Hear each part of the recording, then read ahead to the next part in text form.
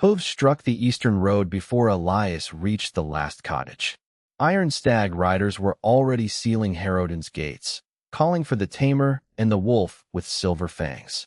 Elias needed the forest path before sunrise exposed them, but Valen froze at the sight of the red-crested banners. If they were captured, the hunters would tear the ancient pact from Elias by force, mount Silvar's head as a trophy, and drag Valen back to the Veiled Hand, or kill him for desertion. North Lane, Valen whispered. It joins the charcoal track beyond the mill. A horn answered him. 3 riders turned into the lane. Silvar pressed against Elias's leg, his onyx eyes fixed on the approaching torches.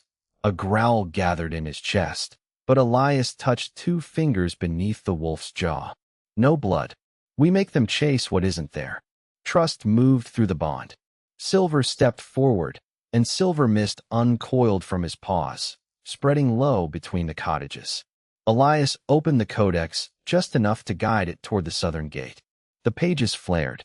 Pain stabbed behind his eyes, followed by a memory that was not his own. Elthar's roots splitting stone while hunters burned the forest above him. Elias nearly dropped the book. There, a rider shouted. Silverlight. The hunters charged toward them instead of the false trail. Valen flinched as the brass amulet beneath his tunic began pulsing red. Thin lines of fire crawled across its tarnished emblem, answering something carried by the riders. They marked it, he said. The hand can find me through the sigil. Can you remove it? Not without stopping my heart. Alra's cry broke over the rooftops. Wind slammed down the lane, tearing one rider from his saddle and extinguishing every torch but one. The fallen man reached for his sword. Silvar emerged from the mist and planted a paw on the blade. He bared his silver fangs, yet did not bite. The hunter stared up at him. Monster. No, Elias said, fighting to remain upright. That was mercy. He pulled Valen toward the mill while Alra's wind drove dust into the remaining rider's eyes. Behind them, Silvar released the sword and bounded after Elias by choice, not command. They crossed the mill stream as the alarm horn sounded twice. The forest waited beyond the bank, but the codex burned against Elias's ribs, each pulse stealing strength from his legs. Using Wolf, Eagle, and Elthar's remembered power together had opened something inside it, and something inside him. They reached the first trees before Valen seized Elias's shoulder. Carved into the nearest trunk was a fresh Veiled Hand sigil, its grooves still smoking. This path is compromised, Valen said. They knew we would run for the mountains. Behind them, hounds began barking. Ahead, something enormous moved between the pines and answered with a growl Silvar did not recognize. Alra, lift, Elias called. The eagle's wings hammered the branches. Wind struck the bare broadside, turning its rush just enough for Silvar to spring clear. A hooked paw clipped his flank. Silvar first scattered, and Silvar hit the roots with a yelp.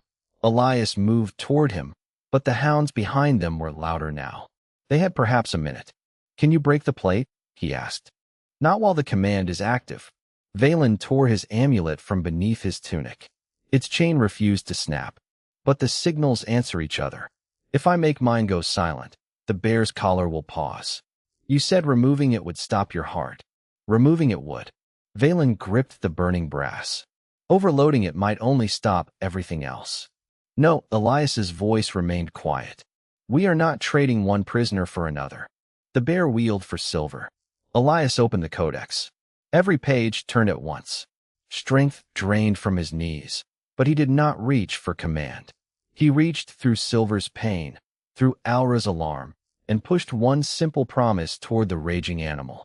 We will not hurt you. The bear faltered. Its head jerked sideways as the iron hooks burned brighter. Valen saw the opening. The emblem has 3 fingers. The middle one carries the command. He snatched a stone and smashed it against his own amulet. Once. Twice. On the 3rd blow, the middle prong bent. The bear's collar flickered. Silvar, Elias whispered. Not the throat. The wire. The wolf lunged beneath the descending claws. Silver fangs closed on the wire behind the brass plate and tore it free. One hook ripped across Silvar's shoulder as he rolled away, but the red glow died. The bear crashed down beside him. Elias crawled between them before either could strike again. He laid one hand over Silvar's wound and the other against the bear's muzzle. The codex burned like a coal against his chest. "Easy," he breathed. "Both of you." Silvar's growl softened first. The bear smelled Elias's palm, then turned its massive head and bit through the remaining collar strap. A new rune seared itself across the open page. Wolf, eagle, and bear encircling a broken hand. Valen stared at the fourth mark burning beneath them, shaped like a man kneeling. "That isn't a beast rune," he said. Branches snapped behind them. Iron stag hunters poured into the trees, crossbows raised, while the free bear rose over Elias and waited to see whether Valen would run or complete the pact. The bear swung one paw toward him. Elias caught the blow through the bond before it landed. Agony tore across his own shoulder, dropping him to one knee. "Valen," he gasped. "It still knows you as its keeper." "I was never its keeper." "Then choose what you are." The hounds burst through the ferns. Silvar intercepted them, but his wounded shoulder buckled beneath the first collision. Elias felt that pain too. Wolf, bear, eagle, 3 wounds opening inside one body. And beneath them, the fourth rune waited. Elias pressed his bloodied palm to the page. "No masters," he said to the bear. Then he looked at Valen. "No prisoners. Stand with us freely, or walk away freely." He opened the bond. For one terrible instant, the forest vanished. Elias felt Alra's hunger for open sky, Silvar's fierce certainty, the bear's memory of a dark cage. And Valen, years of orders obeyed, names forgotten deliberately, shame packed around one stubborn ember that had refused to die. The fourth rune ignited. Valen cried out. He raised the amulet and smashed it against the bolt lodged in the ground. Brass split. The recoil passed through them all. Silvar's wound opened wider. The bear staggered. A white corner of the codex page blackened and curled away, taking with it one small thing Elias could not recover, the sound of his mother singing beside a winter fire. Then they moved as one. Alra saw the next volley leave the strings. Elias knew its path. Silvar drove the hounds left. Valen seized Elias by the collar and pulled him clear. Wind slammed downward as the bear charged, uprooting brush and scattering hunters before it without crushing a single one. Their captain tried to rally them. The bear struck his crossbow from his hands and roared into his face. The iron stags broke. By dusk, the 5 of them reached a thorn-walled hollow beneath the mountain path. Silvar lay trembling while Elias bound his shoulder. The bear settled at the entrance, the broken collar beneath one paw. "Thorn," Valen said quietly. One dark eye opened. The name was accepted. On the codex, the kneeling man rune had changed. It stood now among the beasts, holding no chain, only a shield. Far below, horns answered across the forest. Valen looked toward the torch lines gathering beneath the cliffs. "That was a hunting party," he said. "The captain comes next." Elias closed the scorched codex. "Then we reach the mountains first. Then we change what he carries back." Elias touched the rune and brought the scout into its edge, not as an ally, but as a life surrounded by other lives. The man stiffened. For one instant, he felt Silvar's wound as the bolt entered. He felt Thorn's terror when the collar burned. He felt Alra's wings buckle beneath the pressure of the amulet's command. Then Elias showed him Thorn's paw pinning the sword instead of crushing his hand. The scout collapsed to his knees. "What are you?" he whispered. "Someone giving you a choice."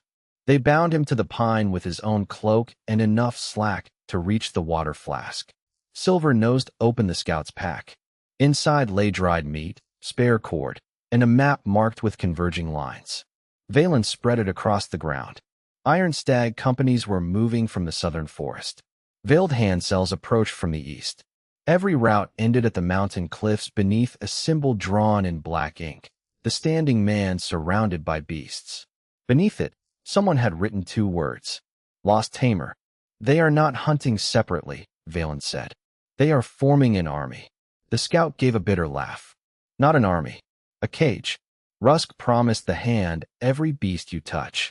The hand promised him whatever power is inside that book." Elias folded the map. "How long until they close the mountain route?" "By dawn." Then dawn is too late. They left the hollow under full darkness.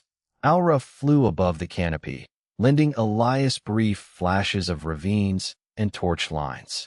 Silvar tracked the cold scent of mountain water, favoring his bound shoulder but never losing the trail. Where fallen trees blocked the ascent, Thorn shifted them aside. Where the slope crumbled beneath Valen's boots, the bear offered his flank without being asked. At the first steep rise, Elias rested his palm against Thorn's neck. The bear's presence weighted beyond the broken remnants of pain. "I cannot promise this will be permanent," Elias said, "and I will not replace one collar with another." Thorn studied him with one dark eye. Then the bear pressed his forehead to Elias's chest. A small mark appeared beside the bear rune, not the closed circle of a full bond, but an open arc temporary. Chosen. Enough. They climbed harder. Near midnight, the forest ended against a wall of black stone. The mountain cliffs rose into storm clouds, their upper ledges white with old nests and enormous feathers. Lightning moved behind the peaks without thunder. Alra landed sharply on Elias's shoulder. Through her eyes he saw shapes circling far above. Storm eagles. Dozens of them. Below, torchlight spilled from the forest in 3 widening columns. Iron stag horns sounded, answered by the low brass call of the veiled hand. At their center rode a broad man with his left hand uncovered. Even at that distance, the sigil on his palm burned black. Rusk raised it toward the cliffs. The sky answered with a scream. One of the circling eagles folded its wings and dropped, but it was not diving at the army. It fell as though dragged by an invisible chain. Behind it descended a second shape, armored, human, suspended beneath wings that did not belong to him. Valen went still, the hands enforcer. The codex tore itself open in Elias's grasp. Pages whipped in the wind until they reached the standing man rune. The open arc beside Thorn began to blaze, and lines of pale fire spread across the stone at Elias's feet, forming a circle large enough for them all. Not a command, an invitation. Elias felt what the codex required. Blood freely given, names freely spoken, every member of the pact standing within the circle while the storm judged whether their bond could hold. Above them, the falling eagle screamed again. Below them, Captain Rusk began to climb. Elias stepped into the circle. "Then we bind before either one reaches us. Every hand mark is written around a command," he said. "Break the command, break the mark. Can you?" No. Rusk's fingers appeared over the cliff edge. Valen smiled grimly. "But he can." He wrenched the enforcer's palm toward Rusk. Captain Rusk hauled himself onto the plateau just as the black sigils aligned. Their magic recognized a superior mark and hesitated. That heartbeat was enough. "Alra!" Elias cried. She understood through the bond. Wind plunged beneath the wounded eagle's wings, lifting its weight from the broken joint. Elias reached for the creature's intent and found agony, panic, and beneath both, a desperate need to tear out the chains. Not obedience. Never obedience. Thorn, the harness. Thorn released the enforcer, caught one embedded chain, and pulled. Muscle bunched across his shoulders. The links held. Silvar, pale and shaking, sent mist into the punctures beneath the eagle's wings. Iron grew slick. Alra twisted the wind. Elias shared what remained of his strength. Thorn tore the chain free. The eagle's scream shook snow from the heights. Its unbroken wings struck the enforcer and hurled him into Rusk. Both men vanished over the western edge. Black fire flashed below, followed by the distant impact of armor against stone. Silence lasted one breath. Then horns sounded from the valley. Hundreds of soldiers began climbing. The circle's fire contracted into the codex. Upon the open page, the standing man rune was no longer broken. The arc beside it had closed, not as a cage, but as 5 linked figures around a living flame. Elias helped Silvar rise. Her blood dampened his arm. "You paid again," she whispered. He tried to summon his father's face and found only light falling across an empty stable. "Yes." "What did it take?" Later, Alra knelt beside the eagle. Its terror touched Elias before she spoke, but so did recognition. Not of him alone. Of all of them. He could feel Thorn lending Silvar endurance, Alra sharing calm with the injured bird, Valen offering the precise shape of the path ahead. The pact was no metaphor now. It moved through bone, breath, and blood. "Climb," Elias said. Together, they ascended the final cliff as arrows began striking below. The freed eagle followed in ragged leaps, wind bracing its damaged wing. At the upper ledge, Elias pulled himself over and stopped. The nesting basin spread beyond, crowded with eagles and pale, immense bones. At its center stood a ring of weathered stones carved with the same linked figures now burning in the codex. Beyond them waited a woman in white armor, her uncovered hands marked black from fingertip to wrist. The army's horns answered from below. The woman looked at Elias and smiled. "You still call it taming," she said. "That is why your kind lost the world."